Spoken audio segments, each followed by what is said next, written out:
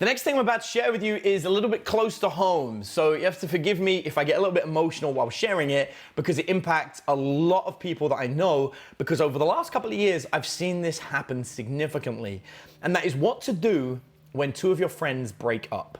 A very common stance when two people break up is to say, I'm not gonna choose sides, I'm gonna be friends with everyone. And a lot of people do this thinking that that is the right thing to do, right? Like this is the correct thing to do. I'm just gonna be friendly with everybody.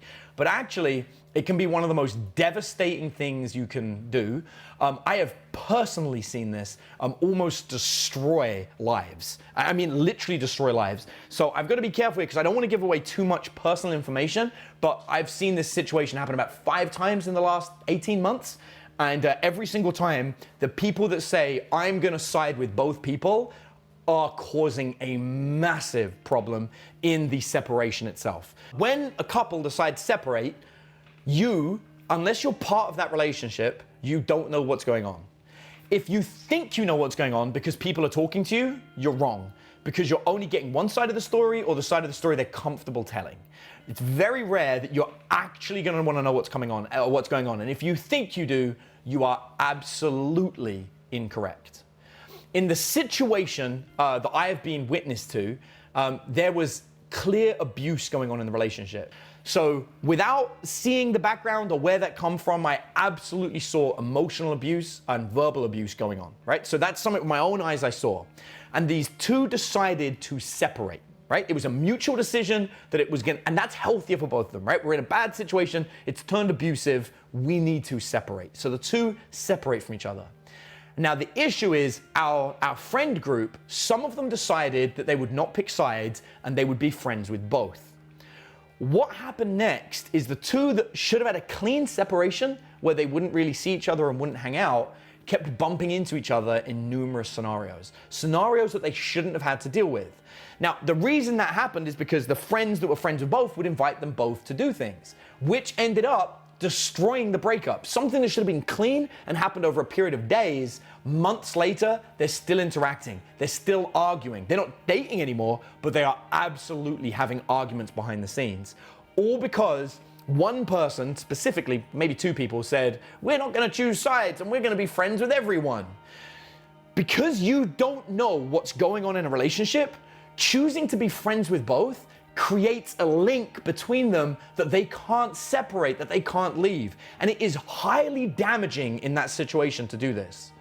One of the easiest things to do, and I'm gonna share this with you because one of my very, very close friends was married, and there was a situation that happened that I was right in the middle of, and I'm gonna share with you exactly how I handled it, and I'm gonna argue that this is always how it should happen. One night, my friend and his wife were out partying, and I saw her at like 3 in the morning by a campsite on her own, shivering in the cold in the rain.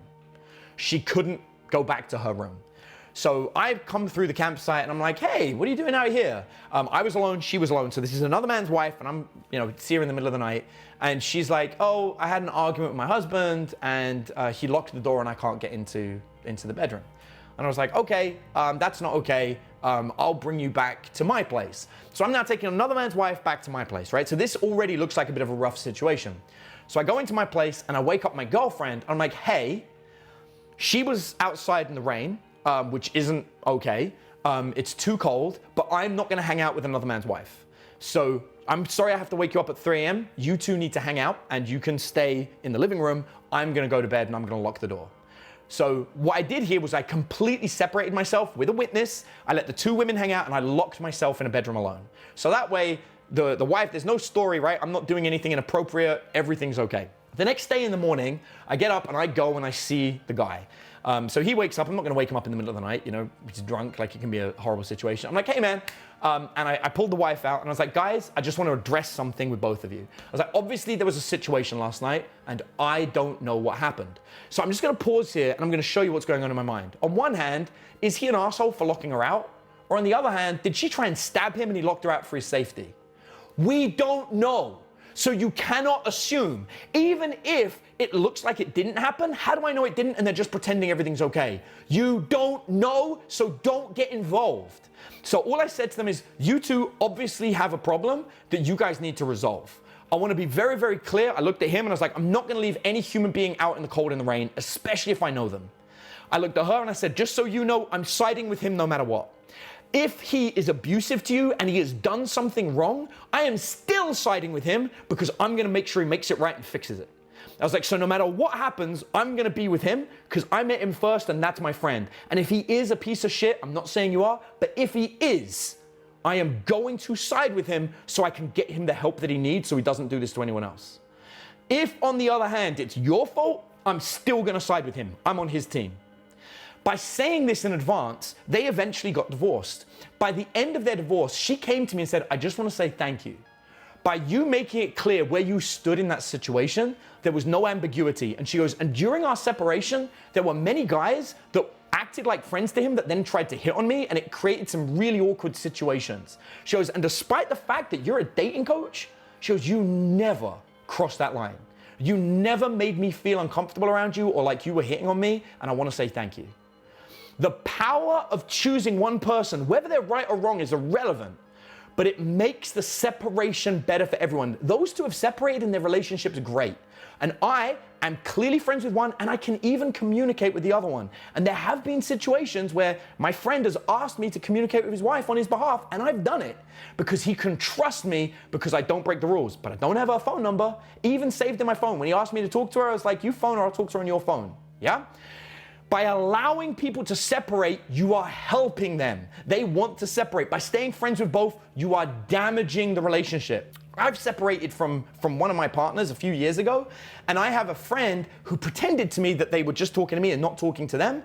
But thankfully, I have a good relationship with my ex. So she contacted me and said, hey, just so you know, this person keeps reaching out to me to try and be my friend, and I keep ignoring them. So that is somebody who's pretending that they're only friends with me while actually still reaching out to my ex to try and form a friendship, and she suspects to try and date them, right? So they're causing damage. Well, they would be if we didn't have a good separation, right? So the point is, as a person, if you know people and they've separated, you should let them separate. Now, this is something that dating coaches know. We know the importance of choosing sides, but most dating coaches won't say this publicly because it isn't something that's popular. People don't like hearing this. And yeah, it's tough to have to choose, but choosing is one of the best things to do. And don't do it based on whether you think they're good or you think they're bad or who you're trying to date, because you shouldn't try and date somebody's ex anyway. Just pick and choose based on the person that you feel more of a connection with or have felt more of a connection with for a long time, right? That's usually the better way to go. For me, it's simple. For me, it's bro code. If I met you first, that's who I'm hanging out with, right? It's as simple as that. If I meet a woman first, then she starts dating a guy and they separate, I'm still gonna be friends with her because we were friends first. That's the way I look at it. But for you, obviously make your own rules. But if you do this, you create a healthier environment for people to separate and be able to meet other people. Do you want to discover the 3 things that women are naturally drawn to and change the way you look at attraction? It comes down to a very simple formula: abundance, confidence, and escalation. In my free ACE formula, I share with you how you can use these 3 sections to become the kind of person that women want to pursue and are naturally attracted to. To get access to my ACE formula, all you have to do is click the link in the description of this video and enter your regular details. So stop struggling to get dates and start living the life that you have always wanted.